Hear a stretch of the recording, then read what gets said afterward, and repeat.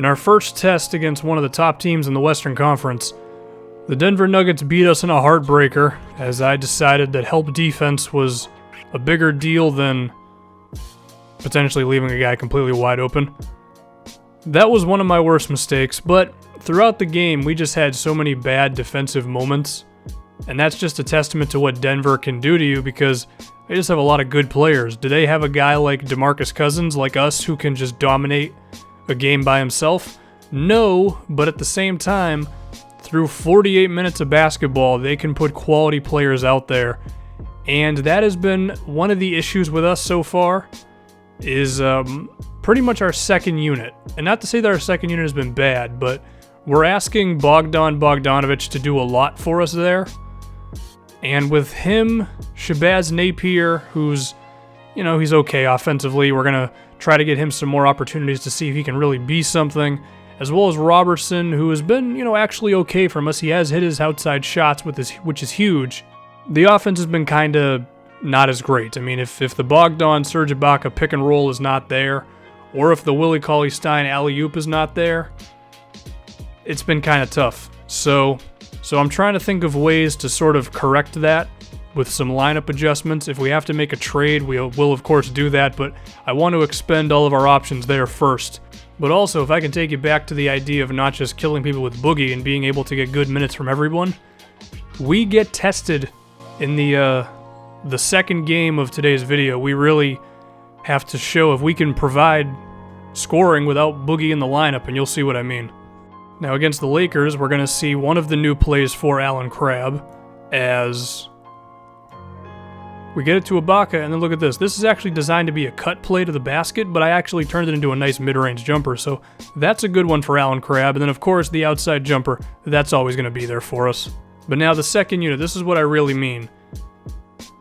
It's pretty much always a play for Bogdan, because he's like the one ball handler and scorer that I really trust.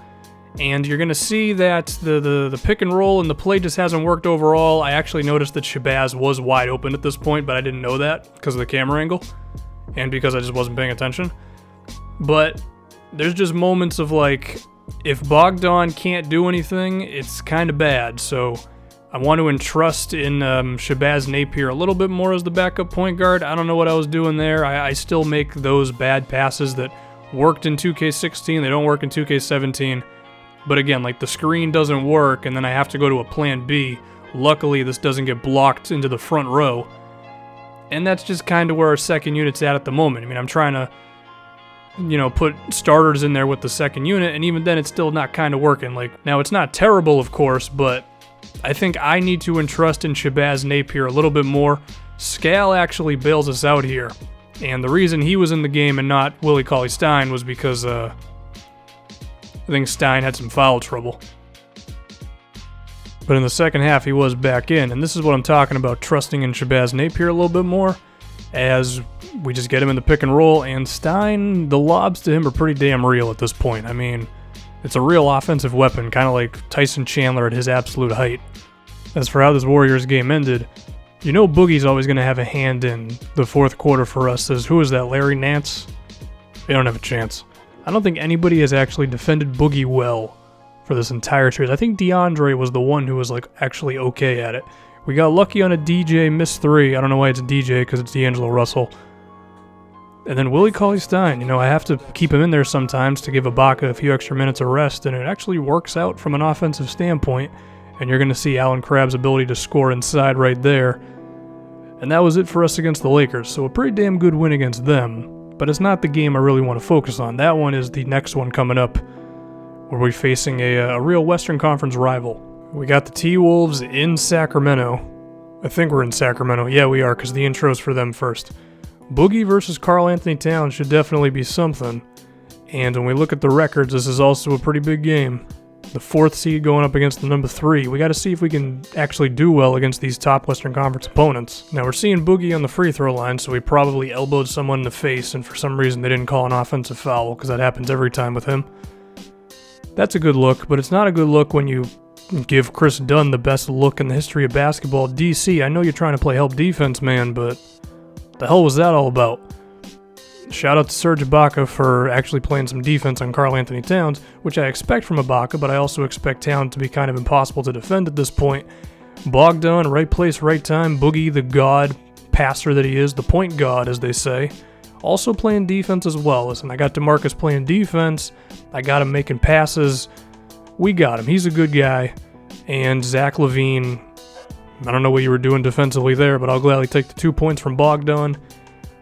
Pretty damn nice lead early on, 31 points in the first quarter. That's a good look. But I did foreshadow this game a little bit, talking about how there was going to be a bit of a challenge for us. I also talked about our second unit. We saw that they did okay in the Lakers game, mainly in the second half. This whole second quarter pretty much sums up our second unit, because run the play for Bogdan, it's not there initially, and then I kind of just go into panic mode.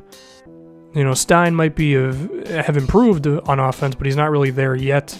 And then we try something with Scal, and usually Ibaka would be in here right now, but he was in foul trouble.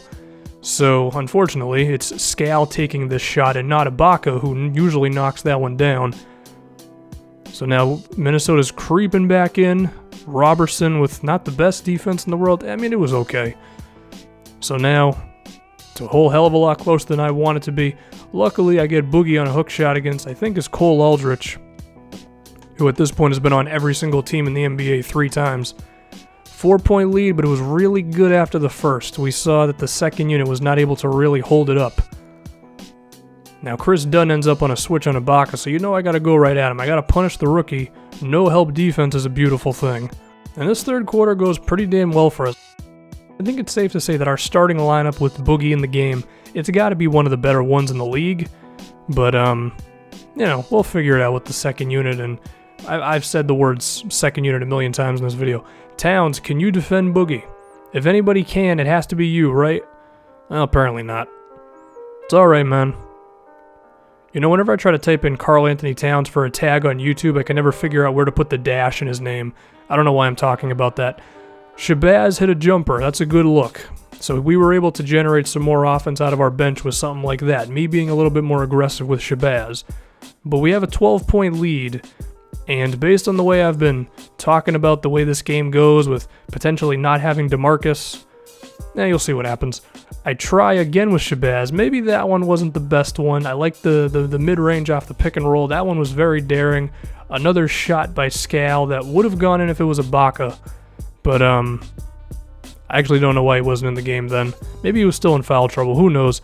Minnesota's coming back. I mean, when they have Towns in the game and we don't have Boogie or Ibaka, that's pretty tough on us, you know?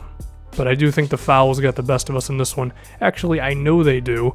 As you just saw Boogie with his 5th foul, I think you may be able to figure out what ends up happening to DeMarcus Cousins in this game. Wiggins with a turnaround, and right there.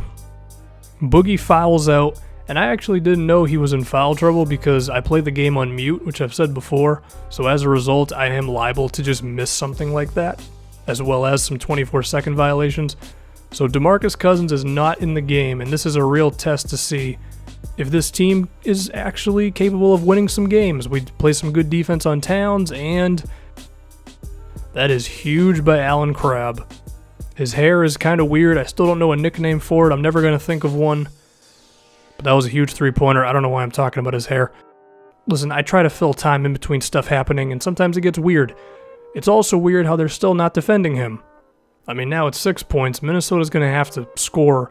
Somehow, this dude decides to take a long 2-pointer when he's got Karl Anthony Towns on his team.